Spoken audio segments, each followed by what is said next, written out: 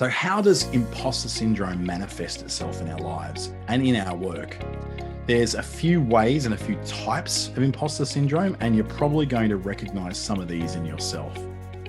First of all, we have what is called the superhero. Now, the superhero works many more hours. They're usually there before everyone else, finished after everybody else. They're overworking to cover their own feelings of inadequacy. The words are not coming out well today. They are just basically trying to work as hard as they can for as many hours as they can because they feel like they're not actually adequate when they're working within the hours that are allotted for them. For the 7.6 hours a day that they may be there, or in the case of owning a small business, more like 10 hours a day, they feel like they're not doing enough and they're not good enough. So they have to work harder and longer than everybody else in order to be somehow equal with them. What they end up doing is far exceeding the performance of everybody else, but at what cost? Now, I've got a bit of superhero on me, and I'll show you my assessment very shortly about how there's a lot of these different types can tie together. So if the superhero isn't really you, you're not really one who's prone to overworking to cover your feelings of inadequacy. Maybe this one's more you, the natural genius, the person who's been told all their lives how clever they are, how smart they are, how they're like naturally good at everything they touch. You know, the bit of a Midas touch, everything they touch turns to gold. Well, in the case of the natural genius, when they grow up, they develop a constant need to set unrealistic standards for themselves, not necessarily for everybody else. In fact, they don't want to set lots of unrealistic standards for everybody else because they need kind of everyone else to be dumber than them. They need everyone else to perform less than them in order for them to maintain this illusion that they are some sort of natural genius, that they learned that they were in school or high school, or maybe in university where they were someone who very popular, very special, and then suddenly out in the real world, they're nothing. So they set these crushing standards for themselves. And I call them crushing because when they don't reach them, they are crushed. They are impossible to reach in the first place. And then they get deeply depressed and upset when they don't reach those unrealistically high standards. This is a person who is never enough. Everything else, it's that song from The Greatest Showman, that never enough song. You know, all the shine of 1,000 spotlights will never be enough, will never be enough. This is exactly that person, except they don't necessarily want the shine of 1,000 spotlights. They just want the internal satisfaction of knowing that they beat this unobtainable goal because that's kind of what they've been doing all their lives. Doesn't sound like you, or maybe this one does, the expert. They're never satisfied with their level of knowledge, always have to be learning more, collecting more badges, collecting more certifications, doing more study. Doesn't sound familiar at all to me. Yeah, this is exactly where I sit. This is one of the big ones for me. So you might find you're the kind of person who has to know more about the topic than anybody else in order to maintain some illusion that you're smarter than everybody else. The reality is that the fact that you are studying so much is actually not a bad thing in itself. The fact that you are able to keep going is not a bad thing in itself. Adding more knowledge to your arsenal is a great thing to do. But it's when it becomes one of those things where you are working unrealistic hours, never taking breaks, taking up all your weekends and all your holidays and all that studying stuff. That's when you're into the world of neurosis. That's when you're doing something compulsively. You're not doing it out of a love or a passion for it. You're doing it because you have some sort of undescribed, undefined draw to it that you have to do it. Otherwise, you feel like the world will crash down around you. Then if the expert isn't you, then there's always the perfectionist, the person who's always seeking the flaws in their work, not necessarily looking for the flaws in everybody else's work. Remember, the idea of being an imposter syndrome sufferer is that other people, their performance doesn't matter as much as yours does. So this is all about seeking the imperfections in every single thing you do and not seeing your strengths, not understanding that you are doing a lot of really good stuff. You're working a lot of really good things. You're doing so much that's good, but you'll always see the faults, that one spelling mistake, that one, 2 pixel line that should have been a 1 pixel line, or the slight misplacement of that thing on a presentation of that element. These little things will drive you crazy. And every time you go and look for the flaws, you will naturally find them. There's flaws in everything. You can't do anything perfect, but you'll always keep going for it. And if you don't reach the perfection, then you always feel like a failure. And because perfection doesn't exist, again, you're always going to be fulfilling that prophecy yourself. It's by making yourself always the person who fails to perfectly deliver something. Then there's the soloist, or what we call the rugged individual. This is a very, very big thing in Western societies because we fear working with others because we are afraid that at some point it'll be shown up that we're not as good as everybody else. So we hide off and work on our own. And then when things go wrong and we can't overcome a particular obstacle, we don't like working with others and we won't like asking for help because asking for help is showing weakness or it's showing that you're somehow incompetent. Now, people who are soloists are generally soloists because they got there because they're so good at what they do that others can't live up to their expectations. This is a little bit different to the perfectionist. The perfectionist tends to put their perfectionism on themselves. The soloist tends to put a level of perfectionism or quality or achievement on everybody else. And if they can't reach that, they just go, you know what? And here's the most common thing said by a soloist. I just might as well do it myself because if you're going to do it right, you should do it yourself. And things like don't send a boy to do a man's job or something like that. It was always saying that basically they can't delegate. They can't delegate because they can't trust anybody. And because they think that if someone else carries it out, that shows a failure on their part, that they can't do it all on their own, which nobody ever asked them to do. They can't do it on their own. Then they are somehow incompetent or they're somehow a complete and utter failure. So you'll see this little circle here of circles. Start with the superhero at the top, the natural genius, the expert, the perfectionist, and the soloist.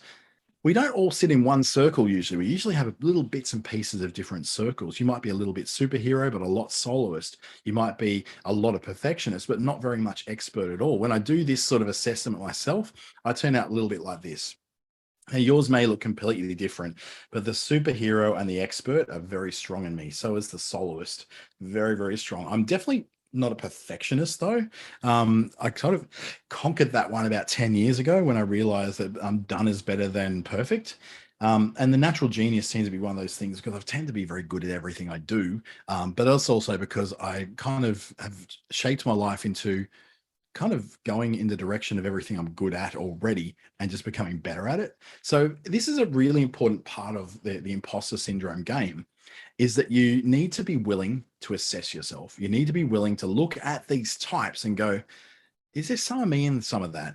Am I someone who really just likes to work on my own because basically I like to control everything or I like to be the martyr? The soloist is often the martyr, a bit like the superhero. They like to swoop in at the end of the day and save everybody and everyone goes, oh, yay, they did it. And this can show up in all sorts of sabotaging. For instance, in the superhero mentality, quite often they will procrastinate a lot in order for things to fall so far behind that at the end of the day, they've got like 2 days to finish this massive 6-month project. And they just work like a slave for the last 2 days, getting this amazing submission, and the work is done. And everyone roars in applause and tells them how amazing, how hard they've been working for this, when you really have sabotaged it yourself. To be the hero, you had to work hard at the end because you didn't work hard the rest of the time. Because at some point you said, well, it doesn't matter because I'm going to get it all done in the end anyway, because, I'm terrible at time management, which means I'm a bit of a fraud as a manager and as a project manager and as a worker. So, I'm just going to, yeah, I'll just save it until the end and procrastinate and I'll get it done in the end because, this stuff comes so easy to me. It's not like I'm going to show them that I work really hard, but in reality, it's not really that hard. I just worked for 2 days. You can see how these things kind of eat at you. They eat at you all the time, making you worse and worse and worse, making it harder for you to be seeing yourself as someone of worth, someone of any sort of ability, someone of action. You'll end up being just somebody who kind of reacts to everything in life, because reality is you don't think you are a superhero, a natural genius, an expert, a perfectionist, or a soloist. You just think you're incompetent. You just think you're just not really capable of anything because someone once upon a time told you that. You could be someone who works way too many hours. You could be someone who studies endlessly, collects badges and certificates, has to push to work with others. That doesn't naturally come to you. That's my diagnosis of myself. Yours might be a little bit different. What is yours? Are you someone who tends to, collect all these certifications? You want to be the smartest person in the room. Academia is full of this, where people are constantly trying to prove themselves and justify themselves that they're a little bit smarter than everybody else. And I'd say that every PhD candidate has ever gone through this process of imposter syndrome, where they have to push so hard to get this PhD, not to get the work done for anyone else, but to prove to themselves that, oh yes, I'm not an imposter after all. But then through the whole process, they feel like one anyway. How does imposter syndrome then impact businesses? What's the impact that happens on business, society, the economy, people around you? To do that, we need to look at the fact that it does affect your colleagues, it does affect your customers, and it does affect the economy. So there are bigger effects to your head games than what there is, than what you may realize there are. It's affecting not just you, it's affecting people around you. In the case of colleagues, there's going to eventually be a massive loss of trust. If you tell someone enough times that you are not to be trusted, if you tell someone enough times that you are not the true architect of this success, if you tell someone enough times that something else is the reason for why the success is happening, they're going to believe it. You tell someone anything enough times, they're going to believe it. So you really want to create this idea that you are not who you say you are and that you're a fraud and a failure. Then keep telling people that. It'll work. They'll stop trusting you, which then puts a strain on group morale. If you're working with other people, whether it's suppliers, partners, employees, just colleagues, anyone really, mentors, it gets so tiring listening to someone who's constantly always going, oh no, I know I did really well, but there's a lot of factors to this. The economy was really good, and really it was all based upon the work that others did before me. When you're constantly using what I call a false humility, it's exhausting to listen to. And in fact, it causes resentment. People around you are not impressed by your imposter syndrome. People around you are not impressed by your false humility. We can see through it. People can see through these things because remember, 70 to 80% of them have been through this themselves. They know exactly what you're doing. They know exactly what you're going through. They may not have a name for it, but they know what it is and they know how it feels. So they look at it and go, well, because I recognize that in myself, I'm just going to resent that in you because it's so ridiculous. It's like you're drawing so much attention to yourself because you feel bad about your abilities, or you feel so bad about your perhaps your feelings towards yourself and your abilities and your competence. And it gets tiring. People are going to grow very tired of it. That one friend in your group who's just always whinging about something and they're so negative that they end up not being invited to things anymore. You become that person, which is probably great because then it just instills in your mind that you're a failure and that you're a fraud. No one wants to be around you. So it's a self-fulfilling prophecy. So dangerous, this stuff. Customers will feel awkward when you start entering into these discourses, when you start telling them just how incompetent you are, or how you weren't really the cause of the success. Customers will often compliment you on your work, particularly if you're in the arts. And this is massively rampant in the arts. If you're making artworks and then someone's complimenting you and saying how wonderful your artworks are, that your paintings are amazing, your choices of colors are just phenomenal, rather than just saying thank you, we like to enter into it. Oh, I've always been able to paint. I guess I got it from my mother. She was the one who probably instilled it in me. She used to do a bit of painting herself. Anything to draw attention away from you, the fact that you painted that painting, will go to extraordinary lengths to get away from that. And it's really awkward for a customer to go through this. And just like with colleagues, the more you tell your customers that you're not responsible for the brilliance, you're not the one who was the success, you're not the one who was capable of this, you're not the one who was talented, the more you're telling people this, they will not trust you. If you're not responsible for that beautiful painting and something else is, why are they buying it from you?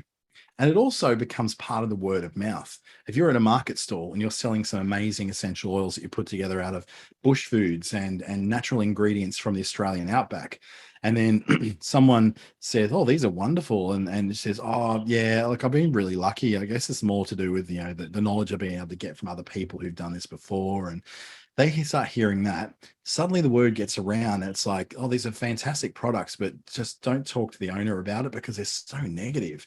And this is something that comes across to customers when you're someone with imposter syndrome.